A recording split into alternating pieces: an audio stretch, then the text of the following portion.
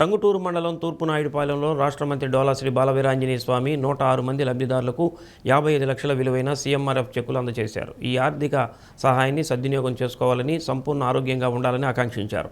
పేదల ఆరోగ్యంపై ప్రత్యేక శ్రద్ధతో సీఎం చంద్రబాబు సీఎంఆర్ఎఫ్ ద్వారా పెద్ద ఎత్తున సహకారం అందిస్తున్నారని కొనియాడారు.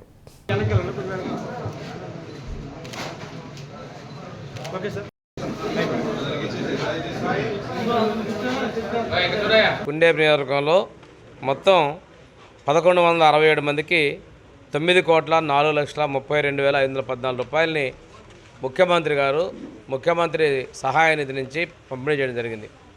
ఇది ఒక్కసారి చూసుకుంటే పేదల యొక్క ఆరోగ్యం కోసం వాళ్ళు ఖర్చు పెట్టుకున్నటువంటి దానికోసం ముఖ్యమంత్రి గారు వారికి ఎంతో కొంత అండగా ఉండాలనే ఉద్దేశంతో ఈ ముఖ్యమంత్రి సహాయ నిధి ద్వారా వీళ్ళకి పంపిణీ చేయడం జరిగింది. మా నియోజకవర్గంలోనే 9 కోట్ల రూపాయలు పేదల ప్రజలకు చేరింది అంటే వారి యొక్క ఉదార్థతకి మనం ధన్యవాదాలు తెలియజేయాలి. ఇంత గతంలో ఎప్పుడూ కూడా ఇంత పెద్ద మొత్తంలో నిధులు ఇవ్వడం అనేది కూడా ఎప్పుడూ జరగలేదు. నేను ఒకటే ప్రజలను కోరుతా ఉన్నా, మన ఆరోగ్యం పట్ల మన ఆర్థిక పరిస్థితుల పట్ల ముఖ్యమంత్రి గారు ఎంత శ్రద్ధ చూపిస్తున్నారనేది మీరు గమనించుకొని గౌరవ ముఖ్యమంత్రి గారికి మీ పూర్తి సహకారం ఇవ్వాలి. మీరు ఒకసారి చూసారు 14 కూడా నేను భారీ ఎత్తున ముఖ్యమంత్రి సహాయ నిధి చెప్పులు పంపిణీ చేయడం జరిగింది. తర్వాత కాలంలో వాళ్ళు అసలు ఇట్లాంటి కార్యక్రమాన్ని కూడా పూర్తిగా పక్కన పెట్టారు. ఈరోజు తల్లికి వందనం కావచ్చు, ఎంతమంది పిల్లలు ఉంటే అంతమంది పిల్లలకి తల్లికి వందనంలో మనం డబ్బులు ఇస్తా ఉన్నాం. ఎన్టీఆర్ హౌసింగ్ కూడా ఇప్పుడే మొదలు పెడతా ఉన్నాం.